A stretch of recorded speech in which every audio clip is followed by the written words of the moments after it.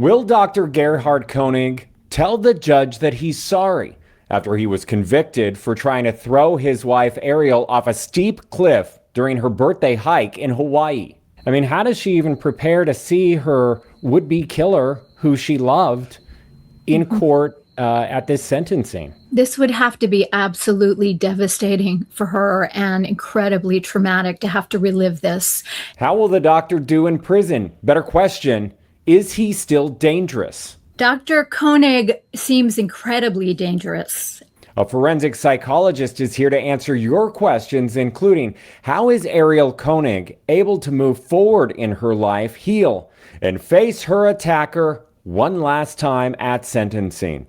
I want to thank you for being here. Please hit the like and subscribe. I'm Matt Johnson, and this is Justice.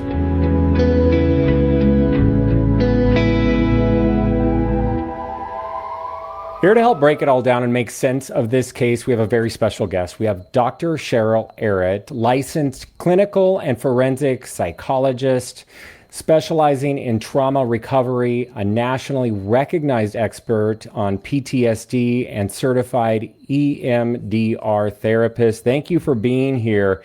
When we're talking about Dr. Gerhardt Konig, is there hope for him? I mean, is he still dangerous? Dr. Konig seems incredibly dangerous. This is a man who attempted to immobilize and kill his wife and throw her off a cliff. And she sounds incredibly smart in all of the fight or flight kind of survival things that she was able to think of in the moment to do to survive. She did like 10 things that helped her get through that moment. But Gerhardt Konig, Dr. Konig, is a dangerous man, and he was willing to do a lot of dangerous things to his wife. When it came to doing those dangerous things to himself, all of a sudden he was able to pause and think, but he didn't show that same consideration to Arielle. Yeah, we're going to talk about, how she's going to face him at the sentencing and whether or not he's going to make a statement in elocution. So let me play part of his testimony and I'll ask you about that. And I think I was saying to myself, like, she said I tried to kill her. She said I tried to kill her. Okay. Were you confessing to him that you were trying to kill Ari that day? No. Okay. Did you have an intention to kill Ari that day? No. Okay. Would you have said it that way? I tried to kill Ari that day. No. This is a man who would have you believe that he had no intention of killing his wife, but he had every intention of killing himself. But one of them ended up bloodied and screaming for help that he was trying to kill her, and only was able to get away because witnesses showed up and called 911 and were there, and he was being observed and surveilled. But to say I had no intention of killing her, but I had every intention of killing me, and the only reason I didn't do it is because it turns out that when you think about it, it's actually a lot harder when it comes time to actually go and do it. And I will say, to me, that sure looks like a sign of premeditation. And we'll talk about how the son testified and how he addressed his father. I want to play a little bit more of his testimony, though, before we get to his ex-wife, Arielle Konig. Did you ever plan on hurting her that day? No. Did you ever want to hurt her that day? No. You reacted to defend yourself in the heat of that moment. You said yes? Yes. Okay. But did you still feel bad about it? Yes. Did you become, at some point after that, suicidal? Yes. Why? Tell the jury why. To the best of your understanding. I just felt hopeless at that point in terms of everything. Like I felt horrified about what I did to her, like that I caused this to her, that I had resorted to violence against my wife, the person who I loved the most in the world, and just kind of felt hopeless in terms of our relationship too. What are you picking up on what he's saying there? I'm picking up on what he's not saying. There's something very, very interesting about this. This is his attorney asking him the questions. So this is direct testimony, not cross-examination. And ordinarily, when you see the lawyer doing all of the talking and the witness answering yes and no, single word responses, that's cross. Usually with something like this, with a direct testimony, his lawyer would say, tell us how you were feeling. You were suicidal. This was his opportunity to talk about how much remorse he had, how devastated he was, his own feelings, and who would know better than he? To the best of his recollection or understanding about his suicidality, it's him. This would be his chance to really run with that with the jury, but he's not. His lawyer is. I was watching it thinking, who's testifying? Gerhardt Konig or his attorney? His attorney saying, and then you felt this, yes, and then you were. He's feeding him every single line, and it's almost like Dr. Konig is like looking at the ceiling, seeing if the answers are going to be found there, trying to remember his lines. That was the feeling that I got watching this, and that is very unusual to see these single word responses at this moment in his testimony in this case. So do we expect a response from him, a statement in allocution before the sentence is handed down? If his attorney isn't feeding him what to say, I'm wondering, is he able to come up with that statement himself? I guess he could read a statement, but he was not compelling or convincing in terms of remorse, in terms of feeling really about how he was impacting the other people in this case. How I never got a sense that he really could put himself in the shoes of his wife, Arielle, and what she was experiencing on her birthday, what his son was experiencing, getting a call like this. Their worlds completely imploding. But I do see a guy who sees his career on the line, his freedom on the line, the stakes being high, that he better get these lines out and convince the jury. That was the feeling. It did not feel heartfelt to me. How does Arielle prepare for her statement? She had to testify at the trial. She didn't look at him during that testimony. She's had to relive this on multiple occasions. What people don't realize is there's a lot that happens leading up to the trial. Before you get to the jury, you're making statements, you are under oath several times. It's a lot. She's had to relive this quite a bit.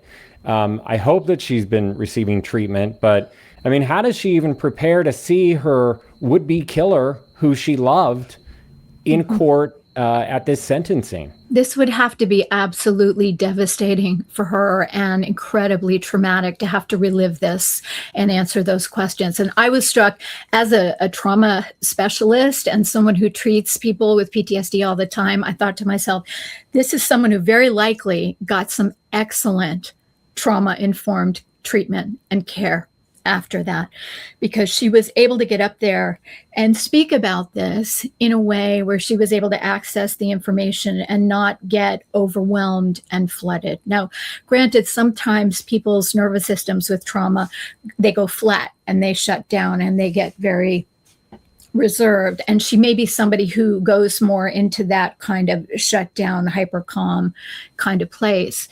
But I was really struck by what she was able to communicate, which is absolutely in line with what we know about the sympathetic nervous system and suddenly finding yourself in a life-threatening situation. What she was attending to, what were the threats coming at her? There's this syringe, get it away. What's in this vial in his hand? See if you can get this open so you can get that out of his hand and see what it is. Scream for help. What's around? How can we get the immediate threats away? Yeah, this is a guy that claims self-defense at the trial, and no one bought that one bit because it was premeditated. And what they really couldn't prove what was in those vials, but he's an anesthesiologist, and he had stuff with him in a pack on this hiking trail on the birthday, lured her, tried to throw her off. That didn't work. I mean, it's just insane, and it's traumatic. And I want to play part of her testimony because I think it's part of what we're going to hear before the judge makes the decision. And then he grabbed me really forcefully by my upper arms. And he said, "I'm so sick of this. Get back over there." And he starts pushing me back towards the cliff. While the defendant was grabbing you and pushing you, what did you do? I mean, I was surprised. It felt almost like he was kidding at first. And I was like, what are you doing? But he had grabbed me really hard and was moving me. So we kind of wrestled a little bit, and I threw myself onto the ground because there's a lot of trees and shrubs there so that I could hold on. I'm just going to pause it right there. Can we just talk about how brave she is and testifying? She is so brave. Did you see that moment where she was remembering and those intrusive images of reliving started to come in, and she kind of steeled herself and kind of pushed that down and continued? And also look at this example of an incredible survival response. She all of a sudden, first she thought he was kidding. It didn't seem real. But then she went into, I'm going to throw myself on the ground and have something to grab onto the trees and the branches to try to keep him from being able to throw me over this cliff. She was trying to make it more difficult. She understood what was happening to her, and she had really good instincts about what to do. Let me play a little bit more. And he, like I said, he's on top of me, and he had a syringe in his hand, and he says, hold still. And I see the syringe, and I just kind of like bat it away from us both. All right, you mentioned the defendant was saying some things. Can you tell us what you remember he said as he was on top of you? Yeah. I mean, I'm screaming, and he's telling me, shut up. Nobody's going to hear you out here. Nobody's coming to save you. And I'm saying, like, you can't do this. Everyone knows we're on a hike. They'll know this wasn't an accident, and our kids will be orphans. You'll go to jail, and I'll be dead. Like, you have to stop. And again, he's saying, like, you're done. We're done with you. We don't need you anymore. You're done. You're done. So let me pause it right there. Is this something that she's going to have to relive again at the conclusion of this, at the sentencing? And then I'll ask you about, like, how does she even move on? This is so chilling. It is so clear. And I find her very credible. It is so chilling. It's so clear what his intentions are, that she also understands what his plan is.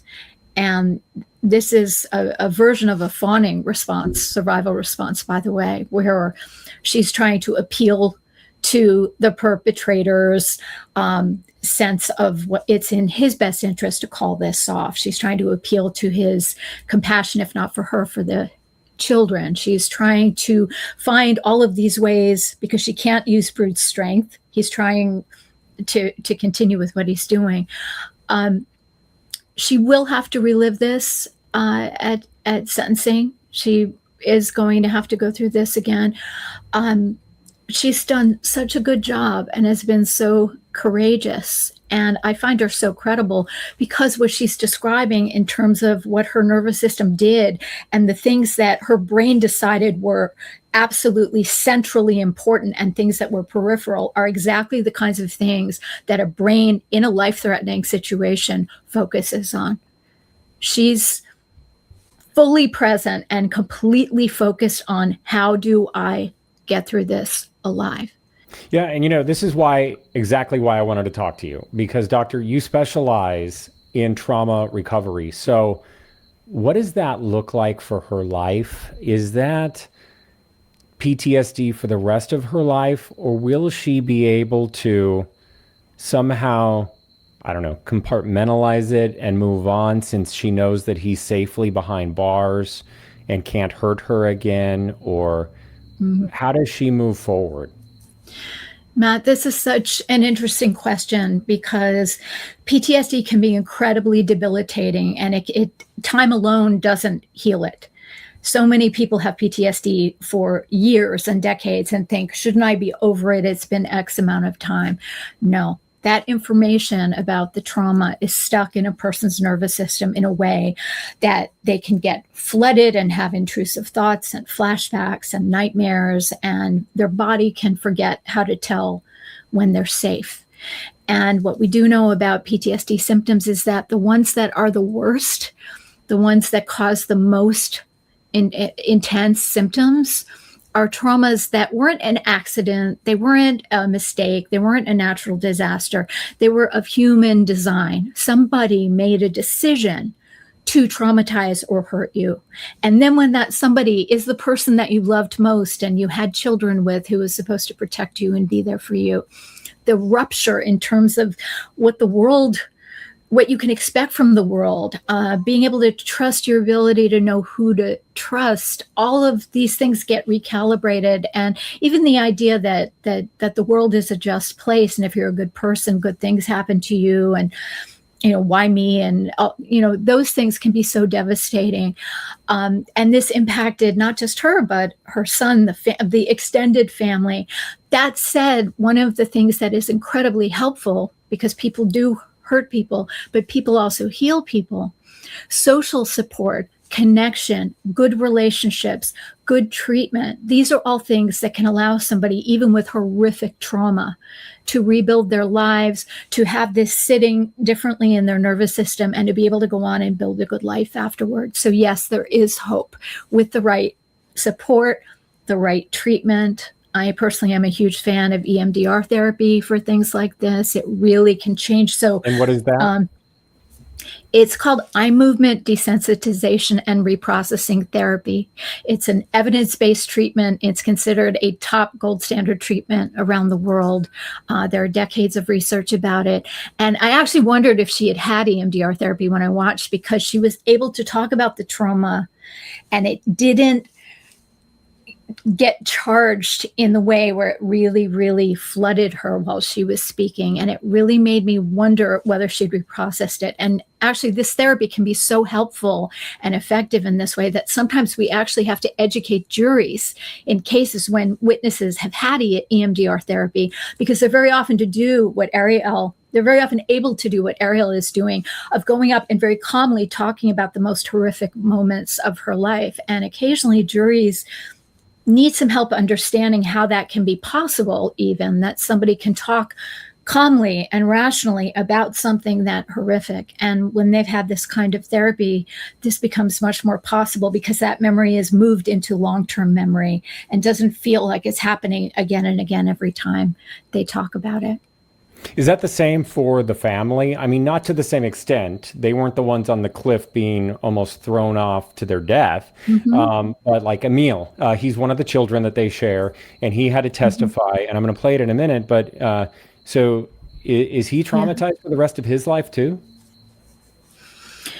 I think Emil is incredibly traumatized. I mean, this is a young man who, I mean, you can see him needing to emotionally distance from the agony his father caused by referring to him as the defendant throughout his testimony, because it's just too painful to say my dad then did this to my stepmom. My dad called me and said, told on my stepmom, and then said I'm jumping off a cliff. And to be able to talk about it in that intimate way would be too much.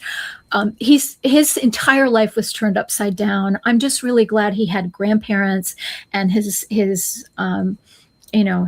birth mom also to go to, that he has two loving mothers, he has loving grandparents, he has people that he could go to. I'm glad that he was secure enough to not have to sit with that secret and hold it all by himself.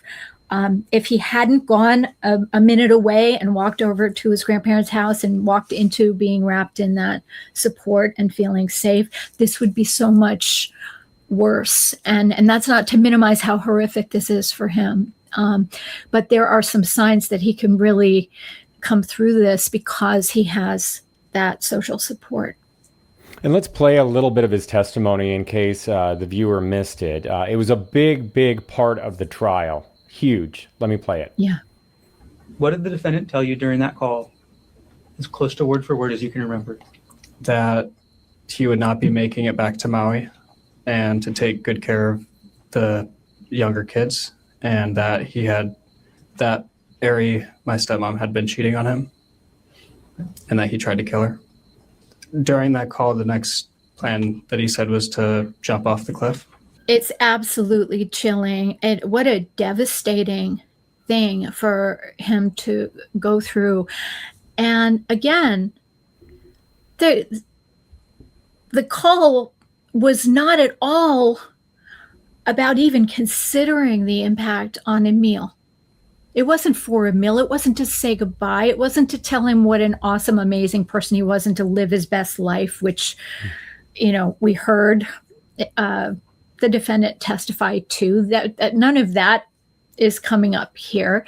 It was, here's my plan. Here's what's happening. He doesn't even have the decency to tell Emil that his stepmom is alive, or that she's getting medical care, or that she's okay and got, he did say she got away, but he there's no effort to even provide any kind of reassurance or even consider how Emil is feeling about this. It's all about him.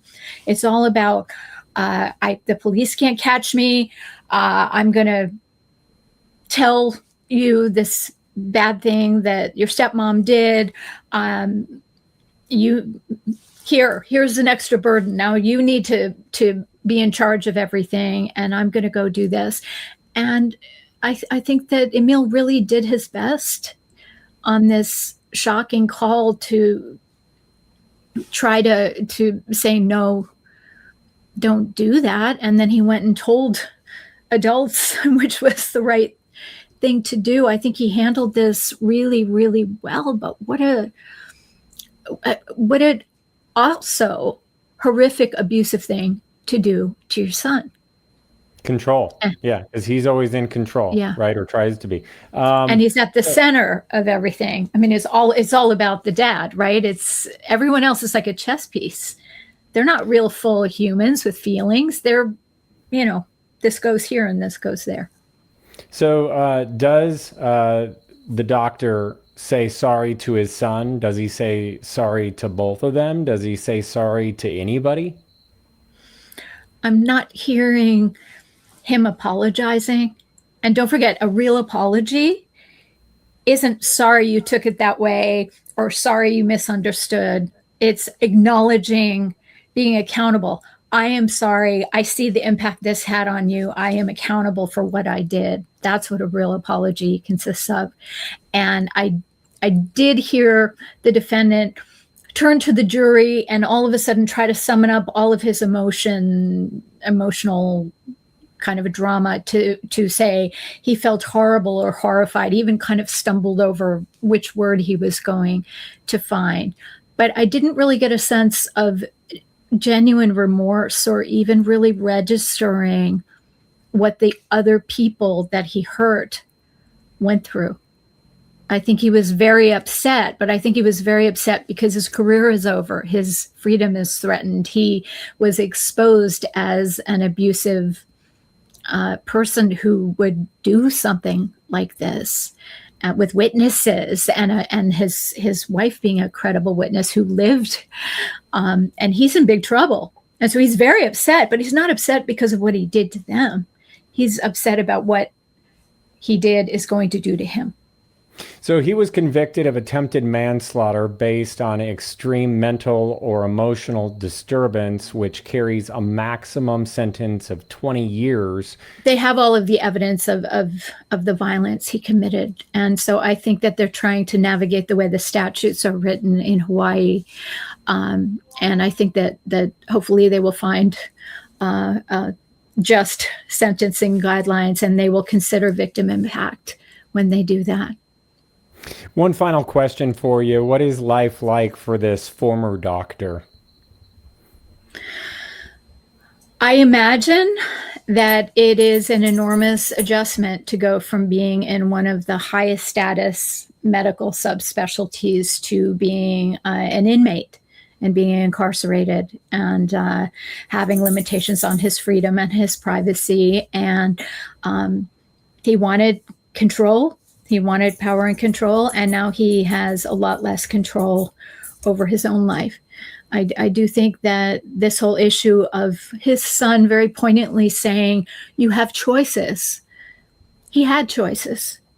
He made really bad choices. And that's why he is where he is.